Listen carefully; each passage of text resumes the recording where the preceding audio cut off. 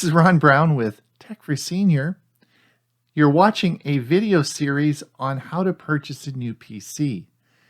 We're going to talk about purchasing a Windows PC, purchasing a Chromebook, and purchasing an Apple computer. There will be 3 videos coming out over the next 2 months to help you get the best value of purchasing a computer. This is part 2 of purchasing a new Windows PC. Please watch part 1 before this, as there's some information you'll need to know. I'll put the link above. Now, before we get started, I wanted to talk to you about another thought I had on monitors. I want you to look at my office and you'll see 3 monitors on my desk, correct? Well, there's actually 4, and we're going to talk a little bit about that in a minute.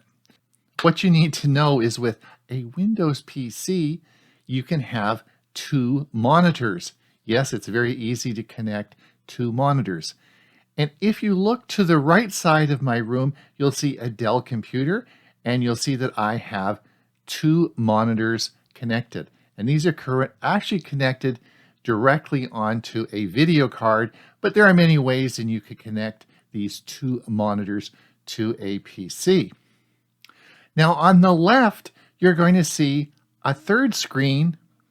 No, actually, if you look closer, you're going to see 2 screens, because you'll see that one of those screens is plugged into my laptop, and you'll see a smaller screen just below it. And that is, of course, the laptop screen. And you're going to say, but Ron, I don't want that little screen. I want to run my laptop with 2 big screens like you have. Well, I'm sorry you can't do that, because on your laptop, you have a small screen, which has to be considered the primary one, and I've added 1 more, and that's your 2, and that's all you get with your laptop. Well, not quite. There is another way to add more screens, but you need what we call a docking station. And I'll show you that because I have a docking station here made by a company called Pluggable. But this adds more cost and complexity to your budget of what we said was between $600 and $1,000. So in your purchase consideration, you need to think about that. If your real goal is you want 2 large monitors, and I couldn't live without 2 large monitors, then you better consider a PC rather than a laptop. All right, the goal that we've set is that your new PC should be somewhere between $600 and $1,000. So what we're going to do in this video is try and get you the best value for your money.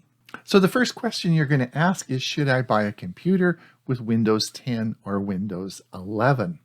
So here's the problem. Windows support is going to end for Windows 10 on October 14th, 2025. That is 2 more years from now. That's a long time, but remember, we've budgeted this new computer for a 5-year period. So what are you going to do in another 2 years when your newly purchased PC has to be upgraded to Windows 11? Well, many laptops and PCs cannot be upgraded from Windows 10 to 11. It actually depends on some hardware that you'll be required and the parameters on your new PC. So that's the first issue, is you should only buy a Windows 11 PC. And my advice is don't trust whoever is selling to you if they say it's upgradable. I would only buy a Windows 11 PC that is pre-installed on your purchase. We're going to see a lot of problems over the next couple of years as the number of these older computers that can't be upgraded increases and won't get security updates after October 14th, 2025. So these are going to be refurbished machines. They're going to be on sale. There's going to be all sorts of people trying to get rid of them and trying to sell these machines. And that is a bad decision, because remember, our budget is for a 5-year machine, and these will not be 5-year machines. So only purchase your new machine with Windows 11 pre-installed. So what Windows PC should you buy? Well, let me tell you this. If you go to Best Buy today and you purchase any Windows 10 or 11 machine, open the box, it will run just fine. You'll be happy with it. The engineers that have designed it have done a good job. So what tips can I give you to help you to get the best value of the money that you're going to spend, and how can I help you make the right choice? The first thing that you have to understand is how computers are made. And in the diagram ahead, you'll see that we have a motherboard. Most of you know what a motherboard is the backbone of a computer. And on top of that motherboard, we put video cards, memory modules, etc. And that's how we build a computer. If you look at these motherboards, you'll see that they're fairly thick, they're very firm, don't move very much, and have a bunch of things plugged into the top of them. And that is how we build computers. Well, many years ago, they were able to figure out that you can actually put generic parts on these boards and you can make them very quickly like a waffle. You know how you pour that liquid in the waffle machine and you put the top down and it bakes your waffle for you? Well, we can do the same thing with motherboards. We can bake them and make them all as an integrated circuit, and we can stamp these out, thousands of them every minute, and they cost between 50 and 75 cents. And these are wafer-thin motherboards that you can put into computers, and that's how you make a $300 computer. The problem with these boards is they don't do heat very well, and they often crack with mobility. You'll frequently find these stamped motherboards in very cheap computers under $500. That's why I've set our budget between $600 and $1,000, because you want to stay away from these cheap stamped motherboards. You'll also find these in Black Friday sales. So be very wary of computers that are made specifically for Black Friday sales, as these often have cheaper motherboards that are very prone to failure. Let's talk about hard drives for your new computer. Folks, in 2023, the only computer hard drive you should be buying is a solid-state drive. The cheaply made spinning drives that are prone to failure are a thing of the past. Solid-state drives are more reliable and much faster. Now, in the budget that I've given you, you may not be able to purchase a machine that has a 1 terabyte solid-state drive. Maybe that's out of our budget. So you have to accept a 250 or 500 gigabyte solid-state drive. Well, that's fine, because most of the things we do now are online. The physical requirements for storage is less. And also, we can add solid-state drives as external devices. These are so cheap now, it's not even worth thinking about. The other thing I'd like you to stay away completely from is hybrid drives. You will still see some computer manufacturers using what we call hybrid drives, which are a combination of a spinning drive and a solid-state drive. They have a small solid-state drive that powers the machine up because they're faster, so it can load Windows and all your apps and programs quickly, and then switches over to a spinning drive for the larger storage. This is a very bad idea and was started a long time ago when solid-state drives were very expensive. Because now they're cheap, that technology is prone to a lot of problems, and I would stay away from that completely. Let's talk about how much RAM you need for your Windows 11 computer. If you are a graphics designer, you know the specifications you need. If you are a gamer, you'll know that you need specific type of equipment for your PC. We're talking about the average user who wants to check email, do some banking, watch Netflix, and that sort of thing on their PC. For those people, 16 gigabytes is adequate. On the very cheap machines, you'll see 8 gigabits of RAM. That's not adequate because Windows requires about 8 gigabytes to run, so it's going to be pretty difficult running Windows on 8 gigabytes. What you'll find is that it will be caching a lot of memory to the hard drive, and that's going to slow your machine down. So 8 gigabytes of RAM is not great. You should be fine with 16. For those of you who have a lot of tasks you do, maybe you do more complex jobs, then 32 gigabytes is where you want to be. For those of you who are real power users, you're going to say, what about 64 gigabits of RAM? Well, RAM is not cheap, and to add another 32 gigabits of RAM, it's often another $500. Is it worth it?